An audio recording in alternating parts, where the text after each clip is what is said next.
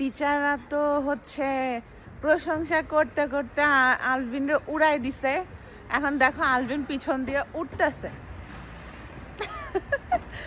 মাশাআল্লাহ মাশাআল্লাহ, ফেলিসিটেশন মানে কংগ্রাচুলেশনস। এটা হচ্ছে পাওয়া খুবই মানে রেয়ার স্টুডেন্ট। তো মানে টাফ আর সবচেয়ে হাইয়েস্ট। আসসালামু আলাইকুম, কেমন আছো তোমরা সবাই? আমি কিন্তু আলহামদুলিল্লাহ আজকে অনেক খুশি। কেন জানো?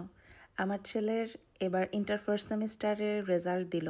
আলহামদুলিল্লাহ এত ভালো করেছে, প্রত্যেকটা সাবজেক্টের টিচার হতে শুরু করে লিসের ডিরেক্টর পর্যন্ত তার প্রশংসায় পঞ্চমুখ। প্রত্যেকটা স্টেপে যখন সন্তানেরা মা বাবার স্বপ্ন পূরণ করতে করতে একদম স্বপ্নের চূড়ায় পৌঁছে যায়, তখন বাবা মার অনুভূতিটা কেমন হয় বলো তো? ঠিক তেমনি অনুভূতি আজকে আমার।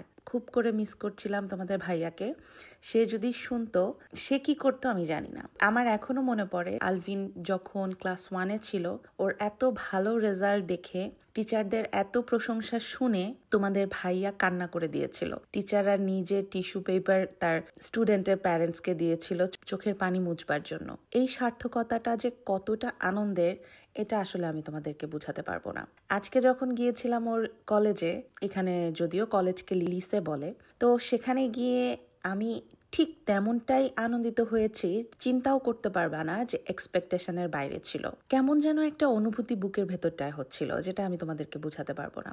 সত্যি কথা বলতে কি জানো, একজন সুসন্তানের কারণে যেরকম বাবা মাকে সকলের কাছে গর্বিত করে, ঠিক একজন কুসন্তানের জন্যেও বাবা মাকে সকলের কাছে অপমানিত হতে হয়। এটার সম্পূর্ণ দায়ভার কিন্তু বাবা মার উপরই এসে পড়ে।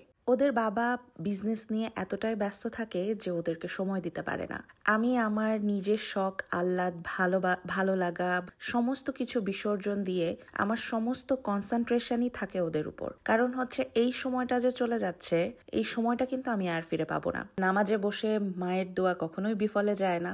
মা হিসাবে সবসময় আমি আমার সন্তানদেরকে একটা কথাই বলি, তুমি যে কোনো প্রফেশনেই যাও না কেন, তোমাকে সবার আগে ভালো একজন মানুষ হতে হবে। তুমি যদি 5 ওয়াক্ত নামাজ ধরে রাখো, হারাম থেকে দূরে থাকো, অটোমেটিক্যালি দেখবা আল্লাহর রহমতে তুমি অনেক বড় একটা জায়গায় পৌঁছে গেছো।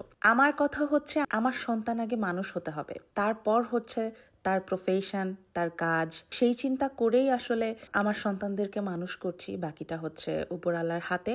আল্লাহ যদি চান, ইনশাল্লাহ আমি একদিন আমার সন্তানদেরকে ভালো মানুষ এবং ভালো জারিয়া হিসাবে দুনিয়ার বুকে রেখে যেতে পারবো। সো তোমাকে ট্রিট দিতে আনলাম। Thank you. তোমার ফেভারিট রেস্টুরেন্ট? হ্যাপি? হ্যাঁ। এই যে দেখো, সব এখানে তোমার পছন্দের খাবার খাইতে আসছে, ওই আঙ্কেলও তোমাকে ট্রিট দিতেছে। ভালো কাজ করলে সবাই ভালোভাবেই সাপোর্ট দেয়, এটাই হচ্ছে তার প্রমাণ। Thank you mamma. আর যদি আঙ্কেলটা ভিডিও দেখে, থ্যাংক ইউ সো মাচ। দেখবে, কারণ এই আঙ্কেল জানে আমাদের ভিডিও দেখেন। Thank you uncle. সো আমরা অলরেডি বাসায় চলে আসছি। আজকে মজার আর একটা ঘটনা ঘটছে যে স্কুলে ওর টিচার ওকে জিজ্ঞাসা করছে, মানে আমাকে প্রথমে জিজ্ঞাসা করছে, তুমি ওর মাই তো না? আমি বলছি যে হ্যাঁ। বলে আমি মনে করছি যে মিনাজুলের বোন। বলছে যে আমি অনেক জন, মানে দেখতে জুয়ান। জুয়ান। চিন্তা করো, আমি ওর কলেজে প্রথম গেছি, তো প্রথম যাওয়াতে তারা আমাকে প্রথম দেখছে, কারণ তোমাদের ভাইয়া অলরেডি গেছে ওর কলেজে। তো আমি এই প্রথম গেছি, আমাকে বানাই দিছে বোন। সে মনে করছে আমি তার বোন। তো ভালো থাকো সবাই, আমাদের জন্য দোয়া রেখো। আল্লাহ হাফেজ।